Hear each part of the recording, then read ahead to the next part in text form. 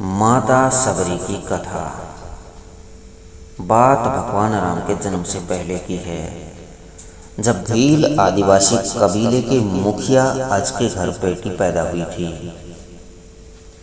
उसका एक नाम शर्मणा और दूसरा नाम सबरी रखा गया। सबरी की माँ इंदुमती उसे खूब प्यार करती थी। बचपन से ही सबरी पशु पक्षियों की भाषा समझकर उनसे बातें करती, और जब सबरी की माँ उसे देखती तो कुछ समझ नहीं पाती थी। कुछ समय बाद एक पंडित ने सबरी के परिवार को बताया कि वो आगे चलकर सन्यासी बन सकती है। इस बात का पता चलने पर सबरी के पिता ने उसका रिश्ता तय कर दिया। जैसे ही शादी का दिन नजदीक आया, सबरी के घर वालों ने खूब सारी बकरियां और अन्य जानवर घर के पास लाकर बांध दिए। एक दिन सबरी की माँ जब उसके बाल बना रही थी तो उसने माँ से पूछा, इतने सारे जानवर हमारे घर क्यों लाए गए हैं? माँ ने जवाब दिया, बेटी तुम्हारा विवाह होने वाला है, इसलिए हम लोगों ने इनका इंतजाम बलि के लिए किया है। तुम्हारी शादी के दिन ही बलि प्रथा होगी और फिर उनसे स्वादिष्ट भोजन बनाकर सबको परोसा जाएगा। यह सब सुनकर सबरी दुखी हो गई। काफी देर तक सबरी ने उन जानवरों को आजाद करने के बारे में सोचा। सोचते सोचते सबरी के मन में हुआ कि अगर ये जानवर यहाँ नहीं होंगे तो इनकी बलि रुक सकती है। ऐसा नहीं हुआ तो मेरे घर से कहीं चले जाने पर ही बलि रुकेगी।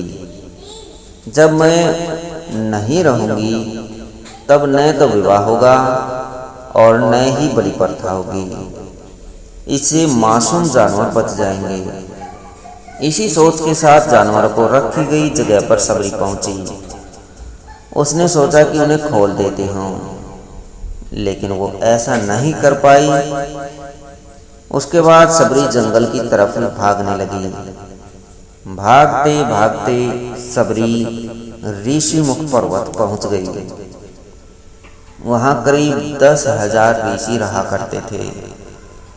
सबरी को लगा कि वो इसी जंगल में किसी तरह से ऋषि मुनियों की सेवा करके अपना जीवन व्यतीत कर लेगी। वो चुपचाप उसी जंगल के एक हिस्से में किसी कोने में रह लेगी। सबरी रोजाना ऋषि मुनियों की झोपड़ी के आगे झाड़ू लगाती और हवन के लिए लकड़ियां भी लाकर रख देती। ऋषि मुनियों को समझ नहीं आ रहा था कि जंगल में उनके काम अपने आप कैसे हो रहे हैं। एक दिन सबरी को किसी ऋषि ने देख लिया। उसे देखते ही उसका परिचय पूछा। जैसे ही सबरी ने बताया कि वो भील आदिवासी परिवार से संबंधित हैं, तो उसे ऋषियों ने खूब डांट लगाई। सबरी को इस बात का बिल्कुल भी पता नहीं था कि उसकी जाति छोटी है। उसे ऋषियों द्वारा जाति की वजह अपमान सहन करना पड़ेगा।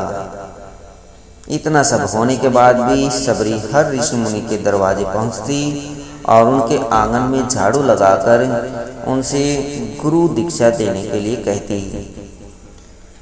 हर कोई सबरी को उसकी जाति की वजह से अपने आश्रम से भगा देता था।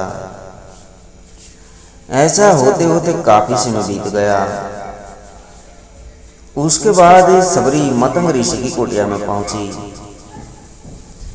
वहां पहुंचकर मतंग ऋषि को सबरी ने बताया कि वो उनसे गुरु दीक्षा लेना चाहती है। उन्होंने खुशी खुशी उसे अपने गुरुकुल में रहने दिया और भगवान से जुड़ा ज्ञान देते रहे। सबरी ने भी अपने गुरु मतंग ऋषि की सेवा करने में कोई कसर नहीं छोड़ी। वो गुरुकुल के भी सारे काम करती थी। सबरी से खुश होकर मतंग ऋषि ने उसे बेटी मान लिया था। समय के साथ मतंग ऋषि का शरीर बूढ़ा हो गया। उन्होंने एक दिन सबरी को अपने पास बुलाया और कहा, बेटी, मैं अपना देह त्याग करना चाह रहा हूँ। बहुत साल हो गए इस शरीर में रहते रहते। सबरी ने दुखी मन से कहा, आपके ही सहारे मैं इस जंगल में रह पाई हूँ। आप ही चले जाएंगे तो मैं जीकर क्या करूँगी। आप अपने संग मुझे भी ले जाइए, मैं भी देह त्याग दूंगी। मतंग ऋषि ने जवाब दिया, बेटी, तुम चिंता मत करो, तुम्हें चिंता करने की जरूरत नहीं है। राम तुम्हारी चिंता करेंगे और ध्यान भी रखेंगे। सबरी ने राम का नाम सुनने के बाद पूछा, वो कौन है और उन्हें मैं किस तरह से ढूंढूंगी। मतंग ऋषि ने बताया, राम कोई और नहीं, भगवान है। वो तुम्हें सारे अच्छे कर्मों का फल देंगे। तुम्हें उन्हें ढूंढने की कोई जरूरत नहीं है। वो एक दिन खुद तुम्हें खोजते हुए इस कुटिया में आएंगे और तुम्हें उनके हाथों ही मोक्ष मिलेगा। तब तक तुम इसी आश्रम में रहो। इतना कहते ही मतंग ऋषि ने अपना शरीर त्याग दिया। सबरी के मन में मतंग ऋषि के जाने के बाद एक ही बात थी, भगवान राम स्वयं उनसे मिलने आएंगे। वो रोज भगवान राम से मिलने के लिए बाग से अच्छे अच्छे फूल लाकर पूरा आश्रम सजाती और भगवान के लिए बेर तोड़कर लाती। भगवान के लिए बेर चुनते हुए सबरी उन्हें चख लेती थी, ताकि भगवान तो सिर्फ मीठे बेर ही दे, ताकि भगवान को वो सिर्फ मीठे बेर ही दे। रोजाना सबरी इसी तरह भगवान के दर्शन की आश में फूल और बेर इकट्ठा करती रहती थी। इसी तरह इंतजार में कई साल बीत गए।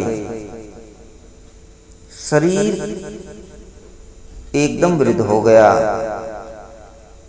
एक दिन आश्रम के पास के ही तालाब में सबरी पानी लेने गई। तभी पास के ही एक ऋषि ने उसे अछूत कहते हुए वहां से भागने के लिए कहा और एक पत्थर मार दिया। वो पत्थर जब सबरी को लगा तो उसे चोट लगी और खून बहने लगा। बहते हुए खून की एक बूंद उसी तालाब के पानी में गिर गई। तभी पूरा तालाब का पानी खून में बदल गया। यह सब होता देखकर ऋषि ने सबरी को ही डांट लगाई और कहा कि पापिन, तुम्हारी वजह से पूरा पानी खराब हो गया। रोज ऋषि उस पानी को साफ करने के लिए अपनी कई तरह की विद्याओं का इस्तेमाल करते। कई सारे जतन करने के बाद भी कुछ नहीं हुआ। फिर उन्होंने गंगा जैसी कई पवित्र नदियों का जल भी उस तालाब में डाला, फिर भी तालाब का पानी साफ नहीं हो पाया और वो खून जैसा ही रहा। कई सालों तक तालाब के पानी को साफ करने की कोशिश के बाद भी कुछ काम नहीं आया, तो ऋषि ने थक कर सब कुछ छोड़ दिया। इस घटना के कई सालों के बाद भगवान राम अपनी पत्नी सीता के हरण के बाद उन्हें ढूंढते हुए उस तालाब पर पहुंचे। ऋषि मुनियों ने उन्हें पहचान लिया। भगवान को वहां देखकर ऋषियों ने तालाब का पानी साफ करने के लिए भगवान को अपने पैर उसमें डालने के लिए कहा, लेकिन पानी जैसा का तैसा ही था। ऋषि मुनियों ने भगवान से कई अन्य जतन करवाए, लेकिन वो पानी जस का तस खून जैसा ही रहा। तब भगवान ने ऋषियों से पानी के रक्त में बदलने की कहानी पूछी। तब ऋषि ने सबरी को पत्थर मारने वाली सारी बात बता दी। उसके बाद कहा कि वो महिला ही अपवित्र है, छोटी जात की है, इसलिए ये सब हुआ है। उसी वक्त भगवान राम ने कहा, ये सब आप लोगों के खराब वचनों से हुआ है। सबरी को इस तरह के शब्द बोलकर आप लोगों ने उसे नहीं बल्कि मेरे दिल को घायल किया है, और इसी घायल दिल के रक्त का प्रतीक यह तालाब का लाल पानी है। आगे भगवान राम बोले, कहाँ है वो माई, मैं उनसे मिलना चाहता हूँ।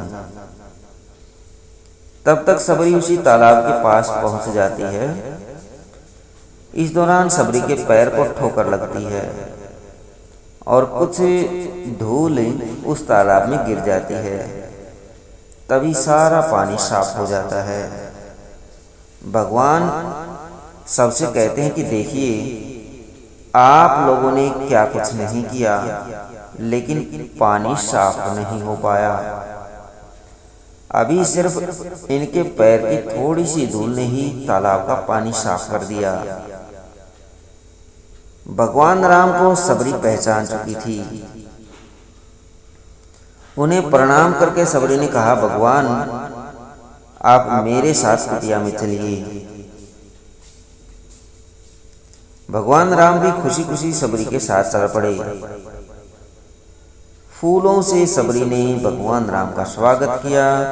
वो सीधे बेर तोड़ने के लिए भाग गई और चक चक कर उनके लिए बेर लेकर आई। उन्होंने बड़े ही प्यार से भगवान राम और उनके भाई लक्ष्मण को बेर दिए। भगवान राम ने उतने ही प्यार से उन बेर को खाना शुरू किया। तभी बेर देखकर मुंह बनाते हुए लक्ष्मण ने कहा, भैया ये बेर झूठे हैं, इन्हें आप कैसे खा सकते हैं। भगवान ने जवाब दिया, लक्ष्मण ये झूठे नहीं बल्कि मीठे हैं। सबरी माई हम सब के लिए बहुत प्यार से तोड़ कर लाई है। इतना कहकर भगवान राम प्यार से उन बेर को खाने लगे। भगवान ने जाते हुए सबरी माई से कहा, आप मुझसे जो चाहे वो मांग सकती हैं। सबरी ने कहा, मतंग ऋषि के कहने पर मैं आज तक सिर्फ आपके दर्शन करने के लिए जी रही थी। अब आप मुझे मोक्ष प्रदान कीजिए, मैं अपना शरीर आपके सामने ही त्यागूंगी। उसी वक्त सबरी ने अपना शरीर त्याग किया। भगवान राम ने अपने हाथों से उनका अंतिम संस्कार किया और सीता माँ की खोज में आगे बढ़ गए। इस तरह से ऋषि मतंग की बात सच साबित हुई और सबरी को भगवान राम के दर्शन भी हुए। तभी से भगवान राम को सबरी के राम भी कहा जाने लगा।